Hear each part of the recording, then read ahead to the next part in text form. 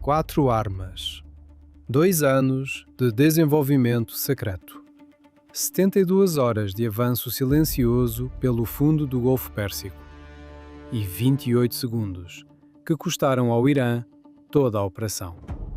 Para entender porque exatamente 28 segundos mudaram o desfecho desse confronto, é preciso primeiro entender o que o Irã construiu e com qual objetivo. Não mísseis no sentido convencional, não torpedos, não drones aéreos. O Irã desenvolveu algo para o qual os manuais navais americanos não tinham nem nome, nem protocolo de neutralização. 4 veículos submarinos autónomos de 180 kg cada, equipados com espoleta de proximidade magnética. Não de impacto, não de acionamento remoto. Uma espoleta magnética que se ativa automaticamente quando o sensor detecta o campo magnético do casco de um navio de guerra a menos de 4 metros de distância. Porque isso os tornava as armas mais perigosas já implantadas pelo Irã contra a frota americana.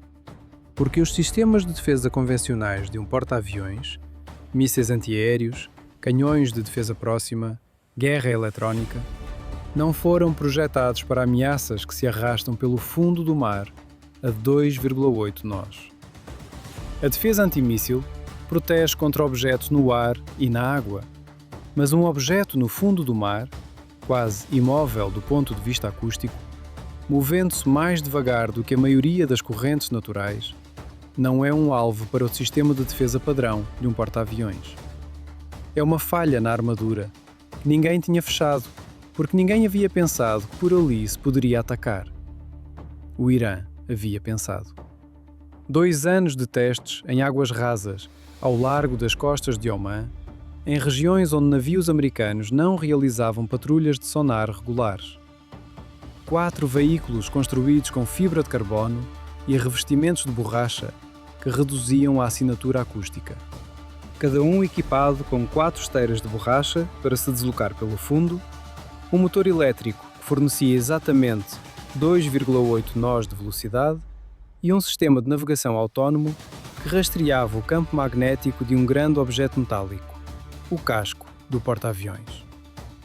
O lançamento ocorreu 72 horas antes do incidente, a partir de uma embarcação civil no Golfo Pérsico, enquanto o USS Gerald R. Ford se encontrava em outra posição. Durante 3 noites consecutivas, os 4 veículos avançaram pelo fundo, lentos, silenciosos, em direção à coordenada que a inteligência iraniana havia calculado como posição provável do Ford no momento de sua chegada. Nenhum ultrapassou 3 nós. Nenhum se elevou a mais de 2 metros acima do leito marinho. Às 2 horas e 17 minutos, o operador de sonar do Ford registrou o primeiro contacto. Objeto em movimento, fundo do mar. Velocidade, 2,8 nós. Tamanho estimado, entre 1,5 e 2 metros de comprimento. Direção, diretamente em direção à quilha. Distância atual, 840 metros. Nessa velocidade, 9 minutos até a zona de ativação magnética. O operador transmitiu o relatório ao centro tático às 2 horas e 18 minutos. O oficial de ações táticas nunca tinha visto esse tipo de contato, nem em situações de combate real, nem na base de dados de classificação do sistema. Em 30 segundos, tomou a única decisão correta. Se não consegues classificar, trata como ameaça. Às 2 horas, 18 minutos e 40 segundos, declarou alerta de ameaça submarina e ordenou o desdobramento imediato da equipe de mergulhadores EOD. A equipe EOD do Ford, 6 mergulhadores especializados, não agiu às cegas. Semanas antes, após um primeiro incidente com um veículo submarino iraniano, a equipe havia realizado treinamentos específicos para exatamente esse cenário: a interceptação de um veículo submarino autônomo. Sabiam como encontrá-lo, sabiam como neutralizá-lo. O que não sabiam era que não seria 1, mas 4. Às 2 horas e 21 minutos, enquanto a equipe se preparava para mergulhar, o operador de sonar registrou 3 contatos adicionais com parâmetros idênticos. 4 veículos, 6 mergulhadores, menos de 9 minutos. O comandante do Ford tomou uma decisão que não consta em nenhum manual: mover o Ford. Um porta-aviões não acelera do zero à velocidade máxima em 9 minutos, mas pode começar a se mover em 90 segundos e atingir 6 nós em 4 minutos. A 6 nós, o Ford se afastaria da coordenada calculada rapidamente o suficiente para que os 2 veículos mais distantes, a mais de 800 metros, perdessem seu sinal. Os 2 mais próximos já estavam na zona crítica e poderiam potencialmente alcançar o casco, mesmo durante a manobra. Mas isso ainda era melhor que 4. Às 2 horas e 22 minutos, o Ford começou a manobrar. Simultaneamente, os 6 mergulhadores I, U, D desceram pela escotilha do casco número 4 com propulsores de nadadeiras, holofotes potentes e cargas de fragmentação de 2 kg cada.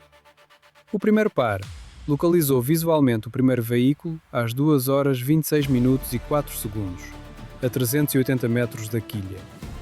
Corpo cilíndrico de fibra de carbono, 4 esteiras de borracha, motor elétrico na popa, sensor magnético e 180 kg de explosivo na proa. O primeiro mergulhador fixou a carga de fragmentação de 2 kg no corpo do veículo. Tempo de fixação, 28 segundos. 8 segundos para ativar o detonador. Detonação, às 2 horas 27 minutos e 22 segundos. Os 2 kg destruíram o veículo completamente. Os 180 kg de carga principal não detonaram. A espoleta magnética de proximidade exigia a detecção do campo magnético do casco do Ford, não uma explosão adjacente de 2 kg. Primeiro veículo neutralizado a 330 metros da quilha. O segundo par localizou o segundo veículo às 2 horas, 28 minutos e 8 segundos, a 290 metros da quilha, mais próximo do que o primeiro. A carga foi fixada em 31 segundos, detonador ativado às 2 horas, 28 minutos e 44 segundos. Detonação às 2 horas 28 minutos e 52 segundos. Segundo veículo neutralizado a 260 metros da quilha. Os 2 veículos restantes perderam o sinal do Ford no momento em que o porta-aviões acelerou e mudou de rumo. Seus sistemas de navegação autónomos tentaram recalcular a posição do Ford com base no campo magnético que ainda podiam detectar fracamente, mas a combinação de maior distância e a assinatura magnética difusa gerada pela mudança de velocidade do Ford reduziu sua capacidade de localização. Os 2 veículos começaram a descrever círculos às 2 horas e 31 minutos. O P-8A Poseidon, que sobrevoava a área desde o alerta, localizou os 2 veículos restantes às 2 horas e 33 minutos, com seu sonar de busca de baixa frequência. O terceiro veículo estava a 100 metros ao sul do Ford, descrevendo círculos de 200 metros de raio. O quarto estava a 100 metros a leste, com o mesmo comportamento de busca circular. O comandante decidiu não enviar mais mergulhadores.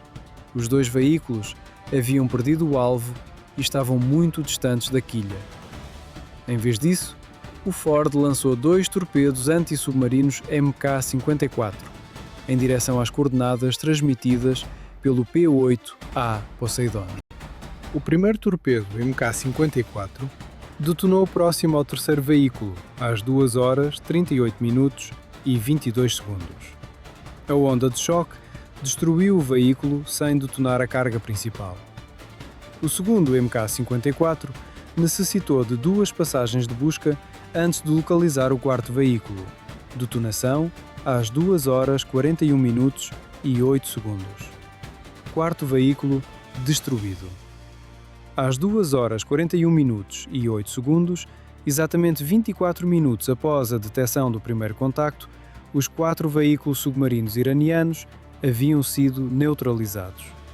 O Ford não recebeu nenhum impacto. 720 kg de explosivo combinado não detonaram nem uma vez. O que custou ao Irã construir esse sistema? 2 anos de desenvolvimento e testes, 4 veículos com 180 kg de explosivo cada, lançamento de embarcação civil, 72 horas de avanço pelo fundo, toda a operação para gerar 24 minutos de vulnerabilidade do Ford. O que custou aos Estados Unidos?